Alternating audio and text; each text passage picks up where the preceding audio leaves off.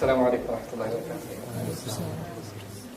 الحمد لله رب العالمين والصلاة والسلام على سيد الأنبياء والمرسلين وعلى آله وصحبه من استنى بسنته إلى يوم الدين. اللهم اجعلنا منهم ومن الذين آمنوا وعملوا الصالحات وتواصوا بالحق وتواصوا بالصبر آمين يا رب العالمين. ثم أما بعد فأعوذ بالله من الشيطان الرجيم. بسم الله الرحمن الرحيم. قل يا عبادي الذين أسرفوا على أنفسهم لا تقنطوا من رحمة الله إن الله يغفر الذنوب جميعا إنه هو الغفور الرحيم. رب اشرح لي صدري ويسر لي أمري واحلل عقدة من لساني يفقهوا قولي. اللهم ثبتنا عند الموت بلا إله إلا الله. اللهم اجعلنا من الذين آمنوا وعملوا الصالحات وتواصوا بالحق وتواصوا بالصبر آمين يا رب العالمين. Inshallah, I will only be talking to you about one ayah. I will not talk to you about anything else. Just this one ayah that I feel I can share with you. Those of you that are going to try and remember this, inshallah, this is surah number 39 and ayah number 53. So 39, 53 is the reference to this ayah, this discussion that we're about to have, inshallah. In this ayah, there are two conversations. And both of these conversations are really, really important to understand. One lesson, and by the way, in both conversations, Allah is talking to two different audiences. One conversation is between Allah and someone who is trying to preach Allah's message. The other conversation is between Allah and someone who has lived a life of sin. And they do so much sin that they've completely lost hope.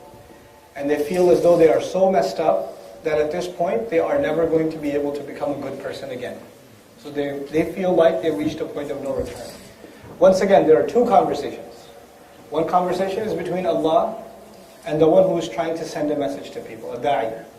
Someone who's trying to preach, someone who's trying to give good advice or counsel. And the other is Allah talking to someone who is sinful. Of course, when we try to give the message of Islam to people, who are we emulating after? Whose model are we trying to duplicate? It's the model of the Messenger of Allah sallallahu alaihi wasallam. When we call people to Allah, we're trying to copy what he did because he's the first and the best to call people to Allah. The ayah begins with the word qul, say. And it's singular, meaning Allah is saying to one person, say. That one person is the Messenger of Allah sallallahu alaihi wasallam. Allah is telling His Messenger what to say when He talks to people. What to say when He talks to people. So remember I told you there are two conversations? There are two lessons. The first lesson is Allah is teaching His Messenger what to say. And when we learn that carefully, what Allah is teaching His Messenger to say, if you and I ever want to do the work of da'wah, and if you and I ever want to talk to someone engrossed in sin, then we should take this ayah carefully because now we're also learning what should we say to people like that. The second conversation, Allah tells the Messenger to tell these people that are immersed in sin, tell them that I'm still willing to talk to them directly. What should you say to them? Ya ibadi alladhina asrafu ala anfusihim. My slaves, those of you that have made violations against their own selves, those of you that have gone beyond limits, only harming your own selves. I'm using a simplified translation to get the message of the ayah across. The first words are my slaves. My slaves. Who's talking? Who says my slaves? Does the Messenger say my slaves? Or does Allah say my slaves? Allah says my slaves. So the Messenger is supposed to go to people and tell them, look what Allah says to who? Says to you. You know when somebody's really upset with you, they don't talk to you? Right? They refuse to talk to you. So you could say, Allah is not angry at you. Or Allah might forgive you. But you're talking about Allah. But in this ayah, Allah is not only talking to you, He's giving you hope. He's talking to you. So that you're reminding the sinful person, listen, Allah is directly addressing you. Now, when the one who does a lot of sins, in Arabic, one of the words for that is musrif. Musrif. Musrif is someone, Allah set a limit, and he went beyond that limit.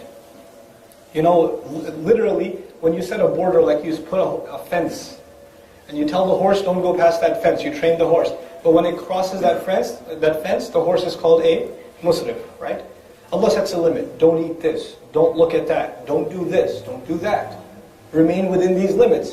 When you cross those limits, then what is this person called? Muslim, right?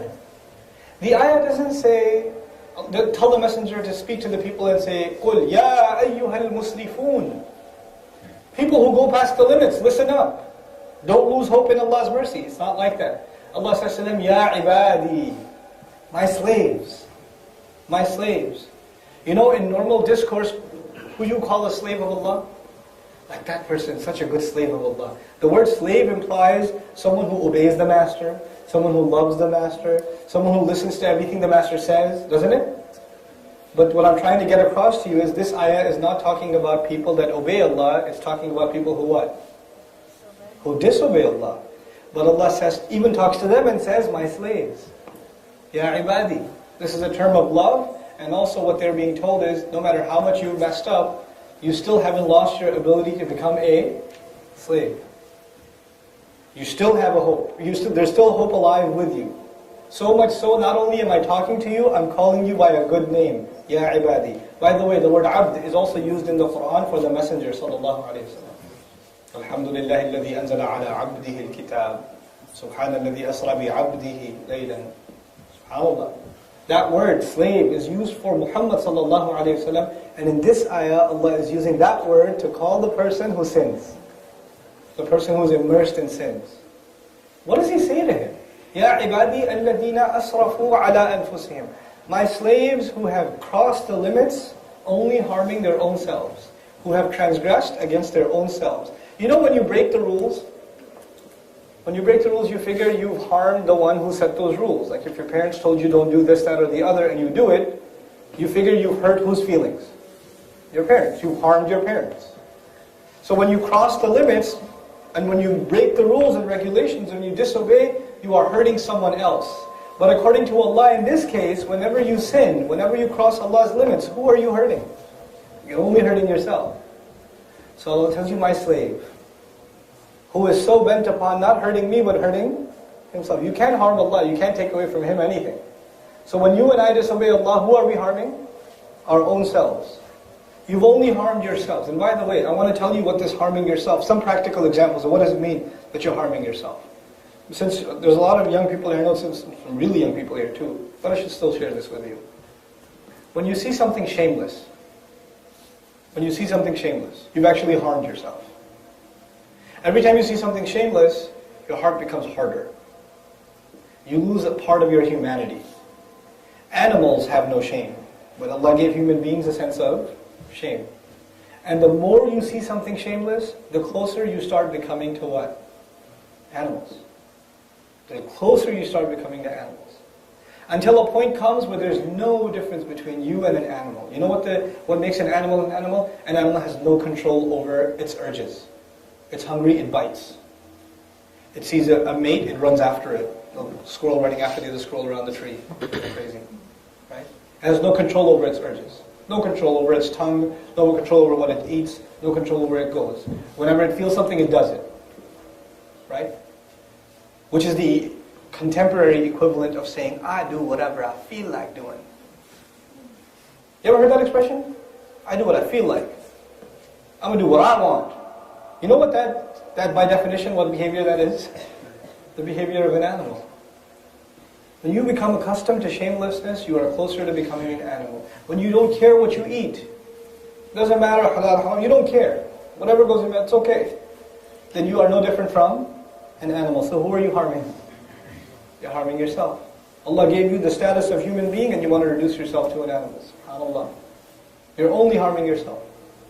And by the way, those of you that are a little bit older, especially when it comes to shame, there are two problems, I believe personally, there are two problems that Muslim youth have.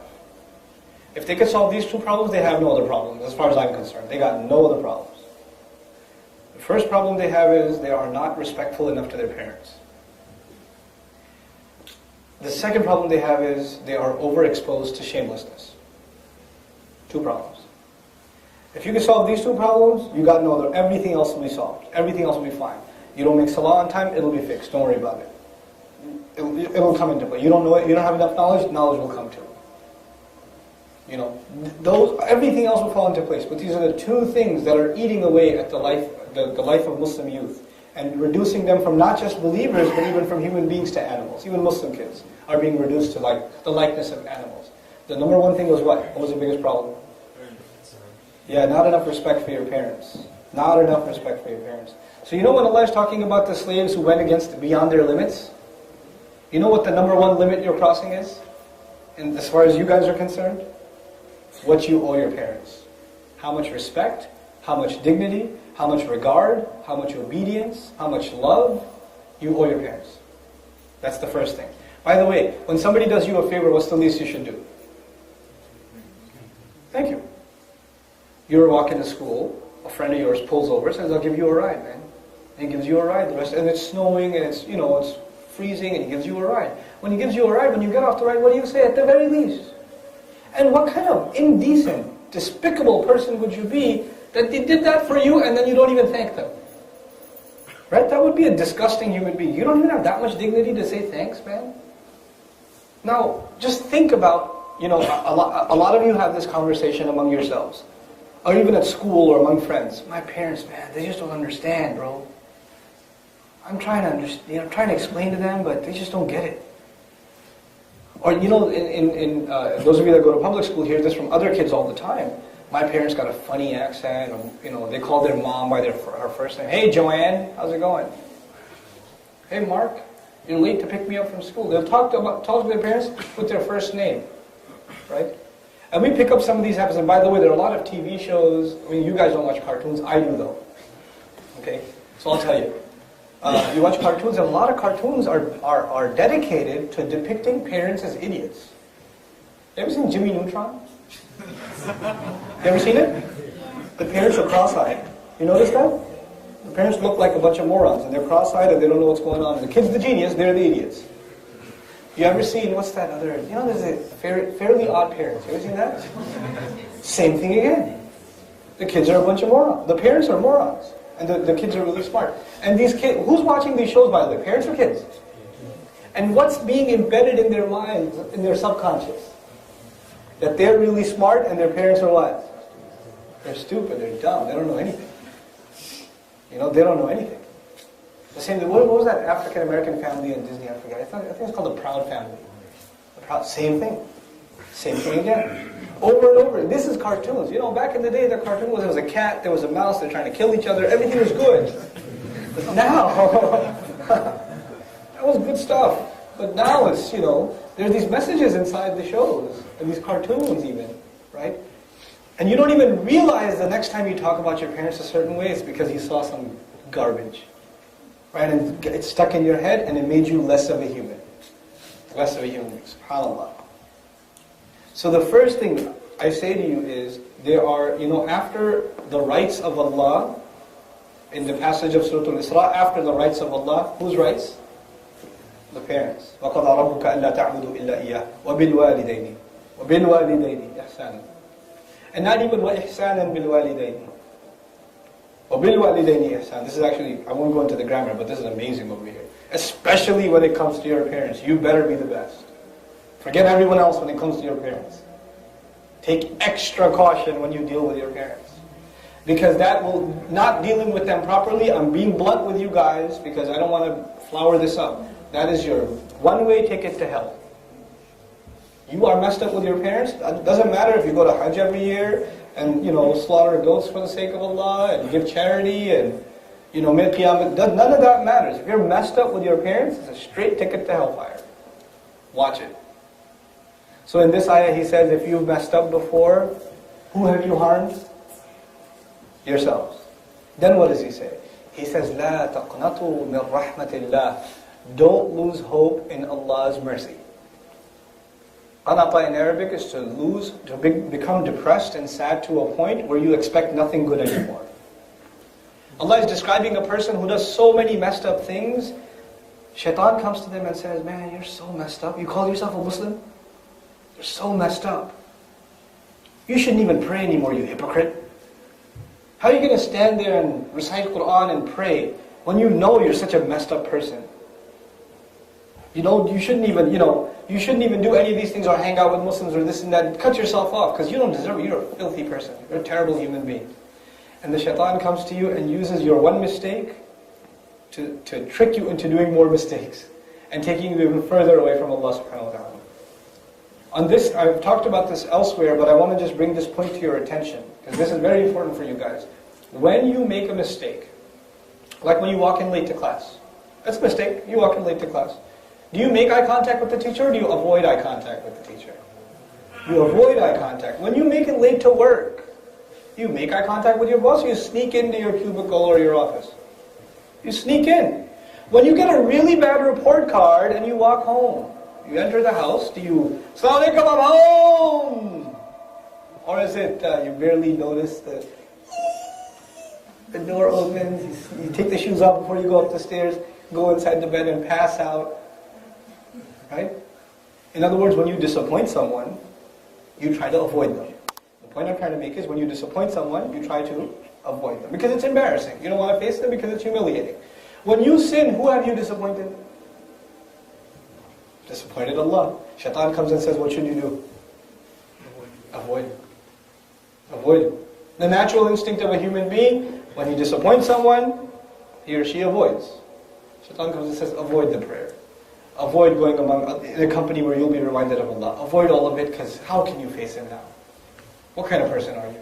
And the further you get, the more you start listening. You listen to one thing, then you listen to two things, then you listen to three things. And the floodgates to sin are open. And when they open up, you become so immersed in them, and you say, man, I am so messed up, there's no way Allah's forgiven me. You don't even know, bro, the things I've done, I'm messed up. His brother came up to me one time and said, bro, I know you're talking about like Allah forgiving and everything, but you don't know, man, I'm bad. I'm real bad. You don't even know. I was like, don't tell me how bad.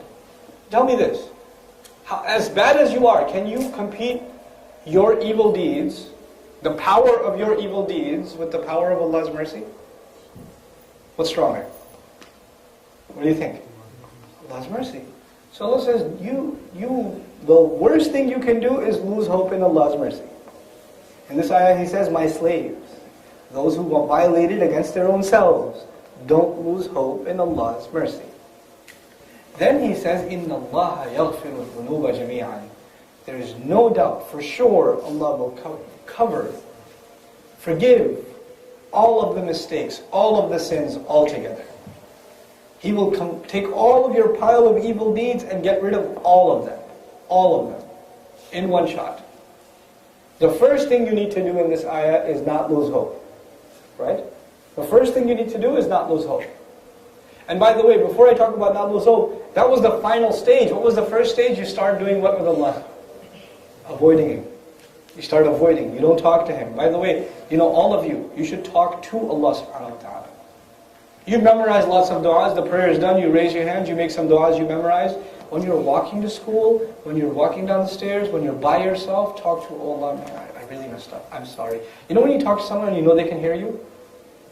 When you talk to someone on the phone, you know they can hear you. When you talk to Allah, do you know He can hear you? Do you know He can hear you? Yes. Yeah. And if you feel weird talking to Allah, if you feel like, I feel like I'm talking to myself, that's kind of weird. You know what that means? That means you're not really a strong believer. Because you have to believe that Allah hears you. So you have to learn to talk to Allah. In your private moments, you talk to Allah. You have to believe that He not only hears you, He also sees you. And you behave differently when someone sees you and hears you, and you behave differently when they don't see you or don't hear you. Isn't that true? So we have to develop that consciousness. This one ayah, subhanAllah, those of you that try to advise others about deen, what's the first step for these people? The Muslims who are immersed in sin and they're doing all kinds of haram things. Where do you start talking to them? If you tell them this is haram, they already know it's haram. When you tell them you shouldn't do that, they already know they shouldn't do that. It's not like they didn't know. They're doing it anyway. What is this ayah teaching us? Where do you start? What do you tell them first? Listen, you're still Allah's slave. Even if you disobey Allah, you're still His slave. And that master of yours, he's saying, don't lose hope, even if you've sinned. And don't come and tell me, you don't know, man, I'm real bad. Allah knows more. Allah actually knows how bad you are. And despite how bad you are, He still says, don't lose hope in my mercy. لا تقنطوا من رحمة الله. Then He says, إن الله يغفر الذنوب جميعا. No doubt, Allah will forgive the sins, all of them altogether. This is, by the way, the concept of tawbah in Islam. The concept, you've heard about tawbah before, right? Tawbah. Just one thing I want to tell you about tawbah. I don't want to give you a long lecture. I just want to open this discussion with you. Two things I wanted to highlight: the rights of your parents, we'll talk about a little more, and then shamelessness. Two problems that youth have. And when I'm saying make tawbah, and don't lose hope in Allah's mercy, then now what do you go back and do? You change your ways in regards to two things. You change your ways in regards to how you deal with your parents, and you change your ways in regards to how exposed you are and how desensitized you are to shameless things. Shameless words, shameless language, shameless company, shameless things on the screen. I don't care what screen. Whether it's your cell phone screen, or it's your laptop screen, or it's a TV screen, I don't care. If it's from a screen, watch it. Shameless things in the hallway when you're walking down the aisle in high school, the hallway in high school, or in class. You're exposed to shamelessness and you know it. And you're exposed to so much shamelessness your parents don't even know it exists. So you know about it, but you should know Allah knows too. Save yourself from becoming an animal. People around you are animals. They are. You see them. They're worse than animals. They can't even control their mouth. They don't even know when to show respect and when not to show respect. They don't know. That's what an animal is. The dog, it just barks. It has no control. So we shouldn't be reduced to that. So the last thing, inshallah ta'ala, إِنَّ اللَّهَ يَغْفِرُ الذُّنُوبَ جَمِيعًا إِنَّهُ هُوَ الْغَفُورُ الرَّحِيمُ. This is something you read all the time in the Quran. Probably you haven't heard something, maybe you haven't heard something discussed about it in a little bit more detail. Allah says about Himself, it is He who is forgiving and merciful. But the way He said forgiving, the word ghafoor, there's a wow in there. You hear that? Ghafoor. When He said Rahim, what letter is in the middle? The Ya. The wow in Arabic, it does something to the meaning of a word. I won't get technical with you, but I will tell you it does something to the meaning of a word. It makes it excessive. So what He's saying is He's extremely forgiving. He is extremely forgiving. The Ya, it doesn't make a word extreme, it makes it permanent. So Ar-Rahim means He's always merciful. So the meaning is, He's extremely forgiving, at the same time He's what? Always merciful. So why not say always forgiving? The question is, He said He's extremely forgiving, but He didn't say what? Always forgiving. You know why? Because He's not always forgiving. He's not always forgiving. If He said always forgiving, then you have no problem. You can do whatever you want. And then when you get in trouble, what can you say? Hey, look, Allah is always forgiving. But He's not always forgiving. He's extremely forgiving, but even when He punishes, He's still what? Always merciful. Even then He's merciful. SubhanAllah. So don't take advantage of thinking that Allah is always going to forgive. That door is not always open. That depends on you.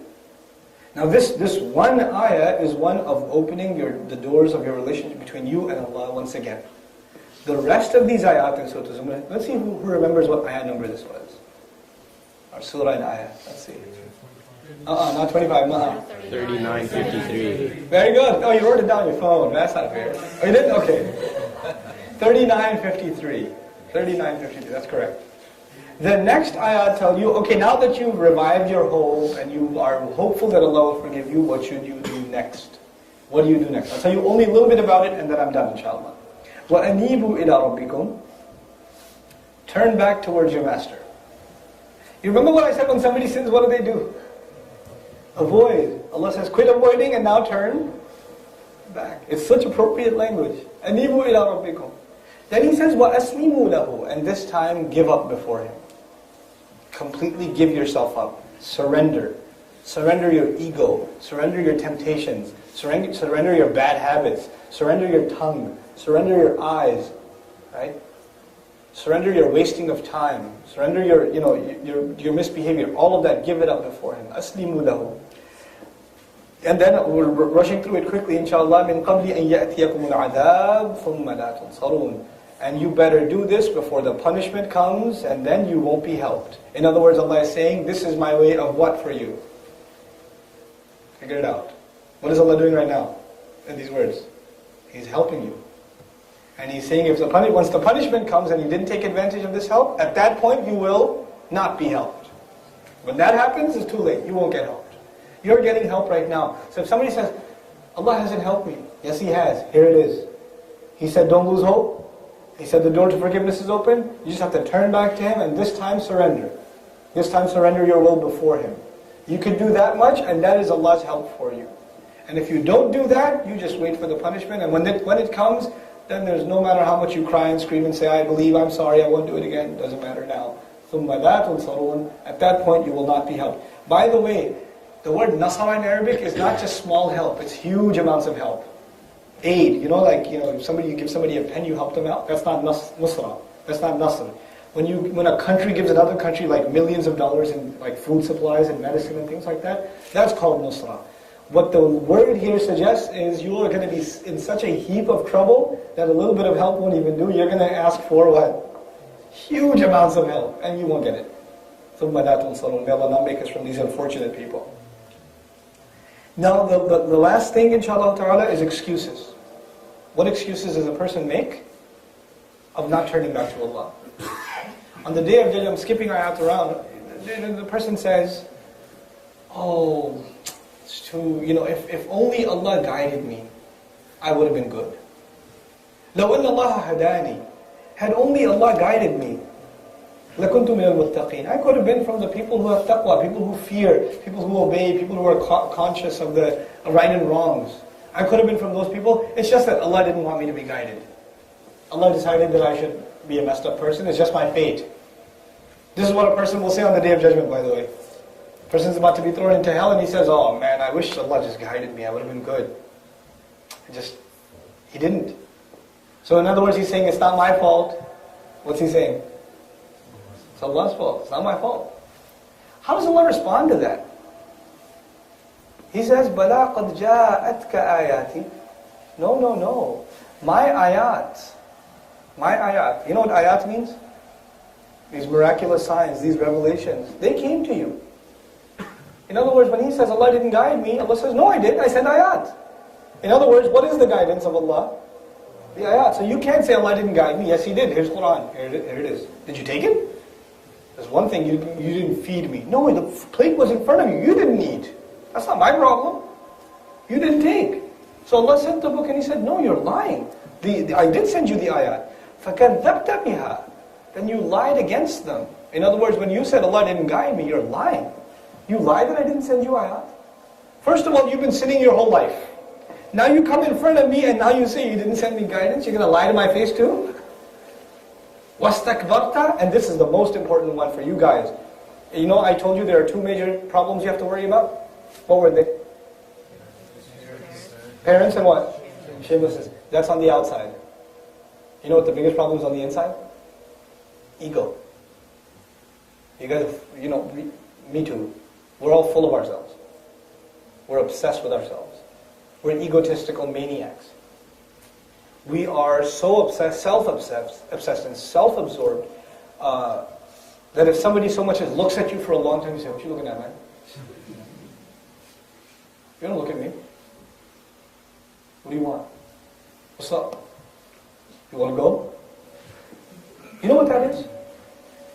That's arrogance. That's kind of like Fir'aun. He was also very self-absorbed. I know you can't deny this. A lot of you listen to hip-hop music, I know. You don't have to accept it. It's okay. You can accept it in your heart. Okay? You know what? A lot of things, I personally believe all music is messed up, but hip-hop music particularly is, by and large, taking these people and making them not just animals, but worse than animals. Why? Self-obsession with the self. My chain, my hat, my car, my rims, my golden tooth, my, you can't touch me, you can't do this like me, you can't act like me and talk like me and walk like me. The pronoun me is all over the lyrics. What does that show you? Ego. I am number one. Nobody can touch this. I am above everything else. I, me. Ego.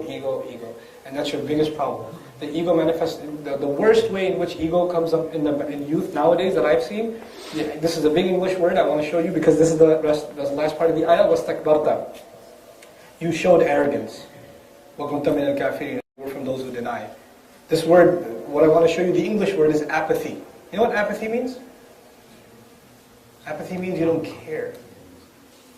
Somebody talks to you about hellfire, and you're like, I'm too hard to, I'm too rough around the edges. You can't touch me with that. I ain't scared of that, man. Come on. Look at that guy crying. That guy's crying because he's afraid of hell. Ha! That attitude where you're like a too hardcore a thug to, let hellfire scare you, or for your consciousness to wake up and say, maybe I have been messed up to my parents. I'm not going to let you show that. I'm not going to let you see that. I'm too rough around the edges. I'm too big and strong or whatever. And this is, by the way, an ego problem for sisters as well. When you deflect like that, this is called apathy. And this is all a manifestation of arrogance. And the word that illustrates the arrogance of our youth today, is one word that they use a lot. What is that word? Oh yeah, whatever. Whatever. That word is the contemporary manifestation of an obsessed and inflated ego. When you hear good advice, what do you say? Whatever. You hear somebody tell you you're doing something wrong, what do you say? Whatever. Your parents tell you, could you come down for dinner? Whatever, Mom. The word whatever nowadays and how you use it is an easy check for yourself to see how egotistical you've become. On the outside, there's the problem of shamelessness and the problem of not respecting our parents. On the inside, what's the big problem? Ego. And by the way, on the Day of Judgment, if everything was good, but your heart had an ounce of ego, paradise or no? Nope. And we've become a culture, and I'm not pointing at American society or Western society. All of us are in this culture. We're in it. We have become a culture that is obsessed with ego. We're obsessed with ego. Ourselves. Our own selves. Get over yourself. A slave doesn't have ego. A slave has humility. Remember where this passage began? What did Allah call us? My slaves. My slaves. The slave doesn't show you what he's got, because he knows it's not mine. Whose is it? The slave is wearing nice clothes. A slave is wearing nice clothes. He doesn't say, these are my clothes. Mine. Who does he say? The gift from the master. This is his. I have to be grateful. He gave. It's a different attitude. And if you have an egotistical attitude, it actually suggests that you haven't accepted yourself as a slave. You haven't accepted yourself as a slave. That is the demand of the Quran. Accept Allah as master, accept yourself as slave. That's the arrogance. It kills the arrogance on the inside.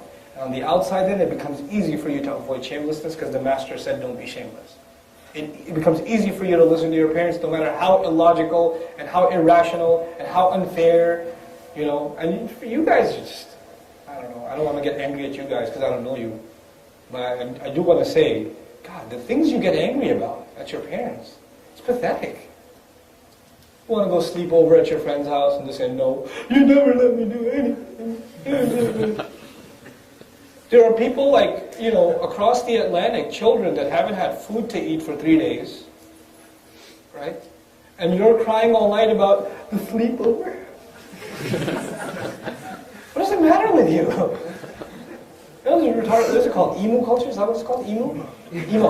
I get confused with Elmo all the time. But somebody explained it to me. I was like, I thought Elmo was happy. I don't know.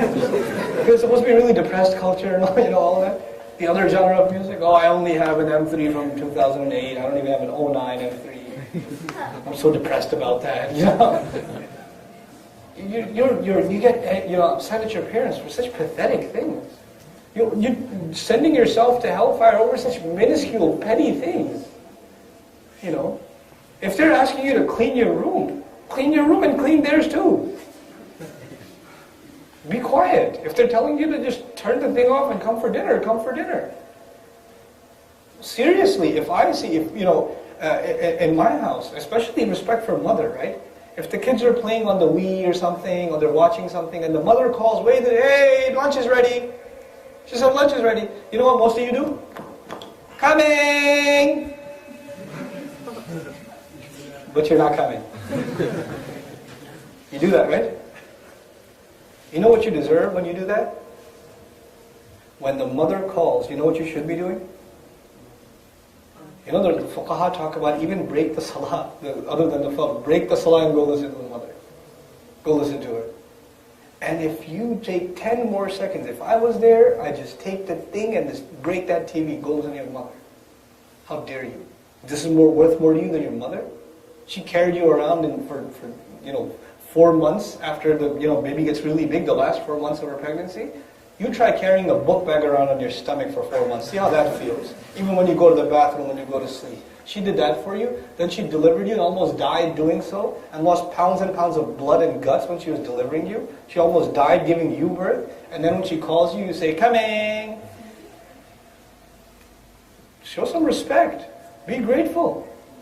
My parents don't understand. Yeah, they do. They understand you better than you understand yourself. They understood you when you were pooping on yourself. Right? That's when they understood you. They still understand you. You think they don't understand you, but they do. You don't understand. You know? Oh, you say, oh, my parents have a funny accent. They don't even understand English. Actually, your parents are twice as smart. Because at least they can speak somewhat in English. You can't even speak a little in Urdu or Arabic or Turkish. So they're twice as smart as you, because at least they can communicate in 2 languages. Right? So don't undermine your parents, don't underestimate them, show them respect, show them regard, not only for their sake, but for the religion's sake. This is a core teaching of our religion. And I tell you, whatever problems you think you have on the Day of Judgment, all of them will pale in comparison to this one. This one problem you have, it will pale. And when you don't have this, when you don't show respect to your parents, then there's a curse of Allah on you. And when the curse of Allah is on you, the door to all those other sins opens up. Might as well dig your hole deeper. But when you take care of your parents, the du'as of your parents are with you. And when the du'as of your parents are with you, then you are saved from shamelessness. Then it becomes easy for you to wake up for Fajr. And it becomes easy for you to guard yourself from filthy language and to keep away from bad company, because the du'a of your parents is with you. This is very serious stuff. This will make or break your life. This will make or break your life. So take this advice, inshallah ta'ala, seriously. If I know this is supposed to be a talk about New Year's or something. I couldn't care less. But what I really sincerely advise you do, inshallah ta'ala, as a favor to yourself, more than anything else, when you go home, clean up the whole house. Clean up the whole house, vacuum the whole thing, and make mom breakfast tomorrow in the morning, early. Massage your feet, take care of dad, listen to him yell and smile back. Don't talk back, just smile back. But what do you think? You're a good son all of a sudden? That's it. That's it. Nothing more. Just take it. It's okay. Just take it. But go out of your way to do good for them. And you know what that will be? That will be your way of showing Allah, Ya Allah, I heard your ayat. I heard that there's still hope for me. And I'm hoping that this act of mine is a show that you will cleanse all of my sins away. That this will be my tawbah for you. And from now on, I will take care of my parents. And whenever your parents get mad at you, do more for them instead of doing less. Do more for them. When they're yelling at you, do more. Don't do less. Don't walk out of the house, I'm going to go play ball. I'm going to talk to my friends. Or they're yelling at you and you're texting. Your phone should be snapped in half if you're doing that. If your parents are talking to you and you're not paying attention. When your parents are on the phone, don't put the headphone on and you're playing the video game on the phone and talking to your mother at the same time. Don't do that. When you're talking to your mother, forget everyone, forget everything. Talking to your mother. Even if you're among your friends, you're at the restaurant, everybody's eating food, your mom calls, walk out, talk to her. Don't send her a voicemail. Show some respect. This is how we have to be with our parents. What we have to be with our parents. I emphasize this a lot. I didn't emphasize the shamelessness thing, so I'll take maybe 2 minutes and emphasize some things about the shamelessness thing. What I told you was the more you watch shamelessness, the more what happens to you. You become more like animals. And you know what the manifestation of that is? The manifestation of that is,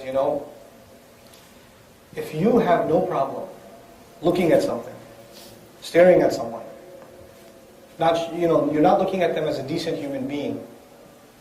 You're looking at them as an animal, as a piece of flesh. That's all you're looking at them as. That means you have no respect for your own mother, your own sister, your own wife, your own daughter. They are also women. You wouldn't want somebody to stare at them. The one you're staring at is also somebody's daughter. It's also somebody's sister. It's also somebody's mother. Watch it. Even if they don't have respect for themselves, non-Muslim women, sometimes they don't have respect for themselves, so they'll dress in inappropriate clothing. Even Muslims dress in inappropriate clothing, for that matter. But you have respect for yourself and the women of your family and lower your gaze to that. And it's really disgusting when the entire family sits together and they're watching movies and shamelessness comes on, and they're all the mother and the daughter and the husband and the brother, everybody's sitting together watching. Oh, it was just one bad scene, it's okay. It's disgusting. That's not the behavior of a Muslim family. We should be disturbed by shamelessness. We should be, we should stand against it. This is one of the great troubles of this society. There are a lot of great things about our society. Lots of great things. But this is one of the things that's destroying our youth. Overexposure to shamelessness. Some girl just randomly messages you, I want to be your friend on Facebook. Well, I don't. No. Go find your brother to be friends with. Don't you have a father? He's not friendly to you? You need to find friends elsewhere? Guys, I'm telling you this very, very seriously. I'm very serious about this. You think this is fun, and oh yeah, nice pictures. This is your ticket to hellfire also. You're destroying your character. Would you want to marry a girl like that? That 100 other boys have looked at as, yeah, she's kind of cute, yeah. Oh, you married her? Oh, great. Where's your manhood? The Muslim, they have a sense of haya. The women and the men. And our women, nobody's supposed to look at your wife except who? You. Nobody's supposed to enjoy her beauty except you. Right? You would be disturbed if somebody said, mashallah, you're a really beautiful wife. You'd be disturbed by that. Right? We're supposed to be as disturbed when we look at non-maharim. We're supposed to have that sense of shame. I don't know where it's gone. It's on vacation nowadays. For a lot of Muslims, it's on vacation. Revive that sense of shame. This is very important. It will destroy your family life.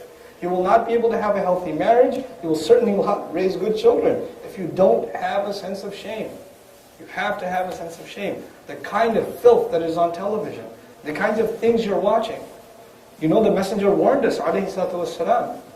Asiyat, Kariyat Asiyat, they're wearing clothes but they're not wearing clothes. He warned us of a time like that.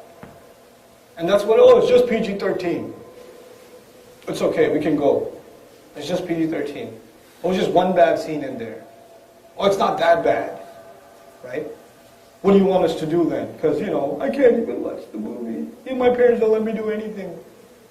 My life is so sad because I didn't watch whatever. Right? Get over yourself and get over this obsession with entertaining yourself. You're a free person. There is life other than television and other than movies and other than Hulu.com and other than, whatever else. There's life outside of that too. There's still oxygen to breathe. You'll survive, trust me. You'll still be alive if you abandon those things. Actually, you'll be much happier too. Dude, the thing is, I can tell you what not to do, but finally I have to tell you what to do, right? Because if you're not doing all of that, then what are you doing? Find time doing sports. Go out. Start jogging or something.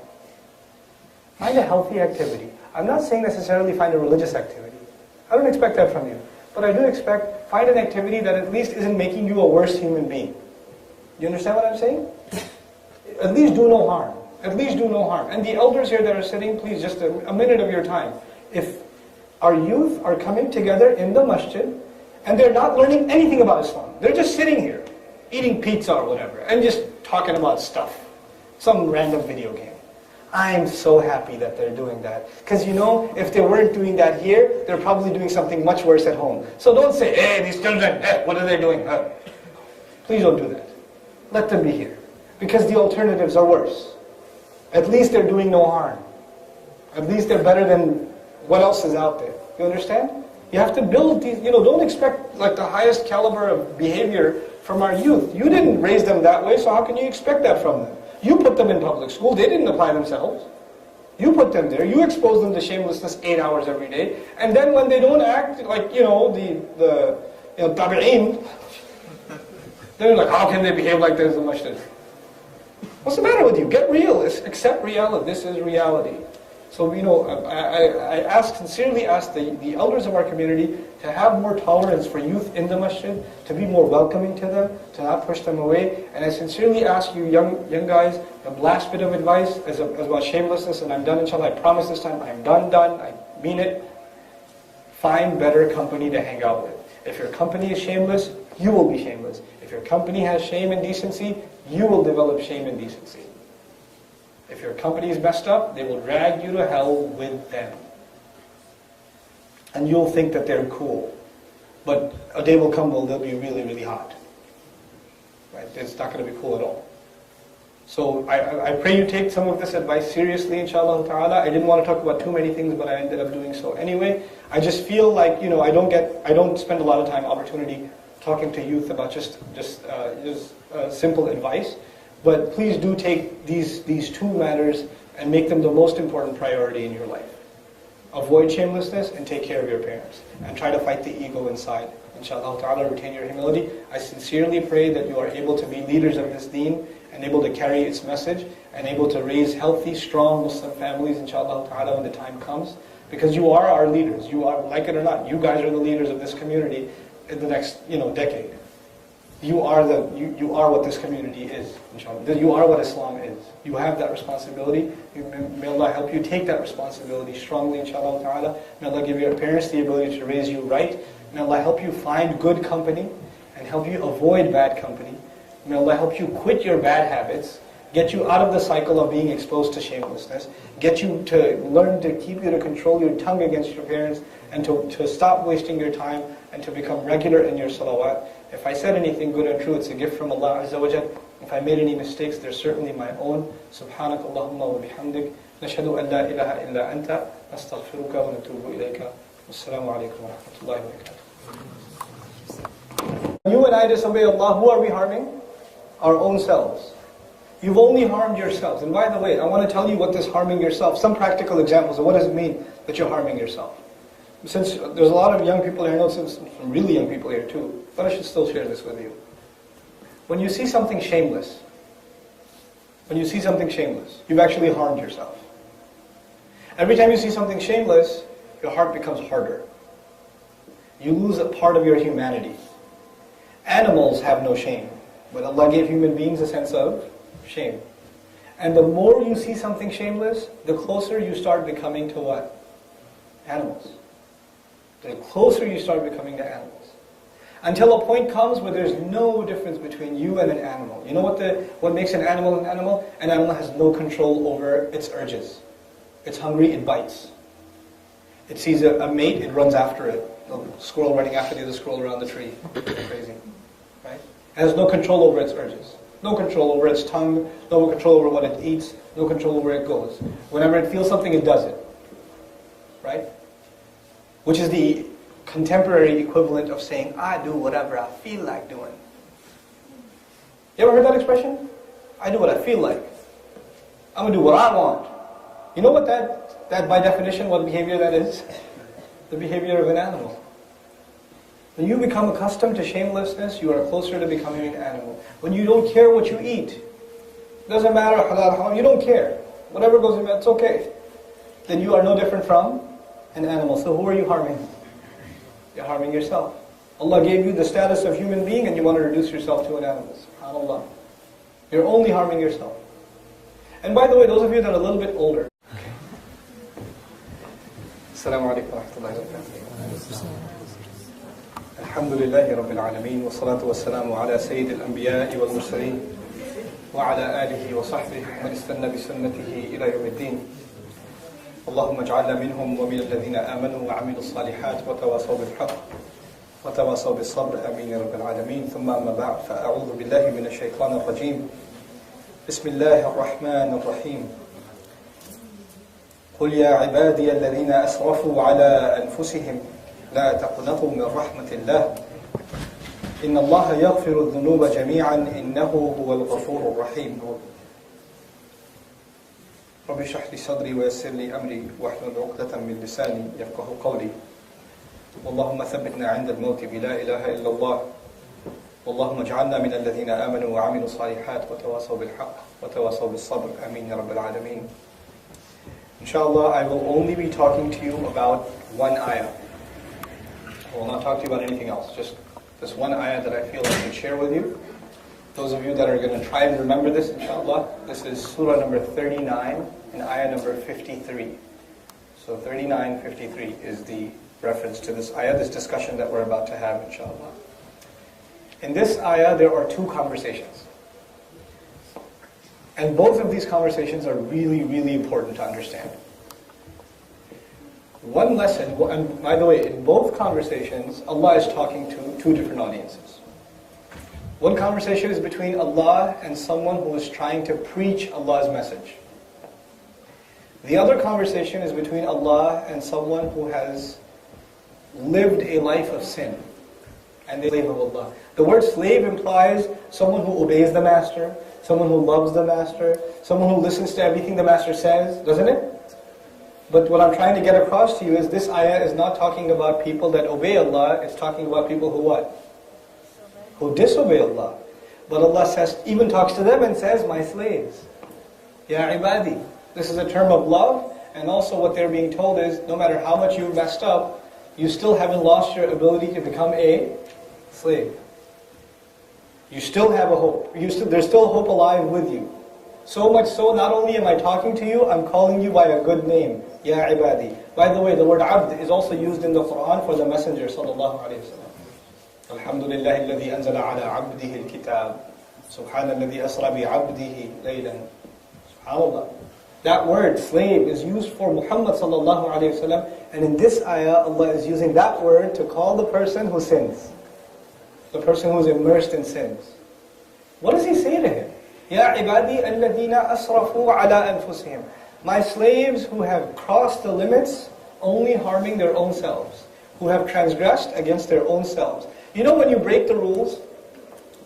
When you break the rules, you figure you've harmed the one who set those rules. Like if your parents told you don't do this, that, or the other, and you do it, you figure you've hurt whose feelings? Your parents. You've harmed your parents. So when you cross the limits, and when you break the rules and regulations and you disobey, you are hurting someone else. But according to Allah, in this case, whenever you sin, whenever you cross Allah's limits, who are you hurting? You're only hurting yourself. So Allah tells you, my slave, who is so bent upon not hurting me, but hurting himself. You can't harm Allah, you can't take away from Him anything. So when it's against their own selves, those of you that have gone beyond limits, only harming your own selves. I'm using a simplified translation to get the message of the ayah across. The first words are, my slaves. My slaves. Who's talking? Who says my slaves? Does the messenger say my slaves? Or does Allah say my slaves? Allah says my slaves. So the messenger is supposed to go to people and tell them, look what Allah says to who? Says to you. You know when somebody's really upset with you, they don't talk to you? Right? They refuse to talk to you. So you could say, Allah is not angry at you. Or Allah might forgive you, but you're talking about Allah. But in this ayah, Allah is not only talking to you, He's giving you hope. He's talking to you. So that you're reminding the sinful person, listen, Allah is directly addressing you. Now, when the one who does a lot of sins, in Arabic, one of the words for that is musrif. Musrif. Musrif is someone, Allah set a limit, and he went beyond that limit. Literally, when you set a border, like you put a fence, and you tell the horse, don't go past that fence, you train the horse. But when it crosses that fence, the horse is called a musrif, right? Allah sets a limit. Don't eat this. Don't look at that. Don't do this. Don't do that. Remain within these limits. When you cross those limits, then what is this person called? Musrif, right? The ayah doesn't say, tell the messenger to speak to the people and say, قُلْ يَا أَيُّهَا الْمُسْرِفُونَ. People who go past the limits, listen up. Don't lose hope in Allah's mercy. It's not like that. Allah says to them, Ya ibadi, my slaves. My slaves. In normal discourse, who you call a slave of Allah? Like that person, such a good slave. They do so much sin that they've completely lost hope. And they feel as though they are so messed up that at this point, they are never going to be able to become a good person again. So they feel like they've reached a point of no return. Once again, there are two conversations. One conversation is between Allah and the one who is trying to send a message to people, a da'i. someone who's trying to preach, someone who's trying to give good advice or counsel. And the other is Allah talking to someone who is sinful. Of course, when we try to give the message of Islam to people, who are we emulating after? Whose model are we trying to duplicate? It's the model of the Messenger of Allah, sallallahu alaihi wasallam. When we call people to Allah, we're trying to copy what he did because he's the first and the best to call people to Allah. The ayah begins with the word qul, say. And it's singular, meaning Allah is saying to one person, say. That one person is the Messenger of Allah, sallallahu alaihi wasallam. Allah is telling His Messenger what to say when He talks to people. What to say when He talks to people. So remember I told you there are two conversations? There are two lessons. The first lesson is Allah is teaching His Messenger what to say. And when we learn that carefully, what Allah is teaching His Messenger to say, if you and I ever want to do the work of da'wah, and if you and I ever want to talk to someone engrossed in sin, then we should take this ayah carefully because now we're also learning what should we say to people like that. The second conversation, Allah tells the Messenger to tell these people that are immersed in sin, tell them that I'm still willing to talk to them directly. What should you say to them? Ya ibadi alladhina asrafu ala anfusihim. My slaves, those of you that have made violation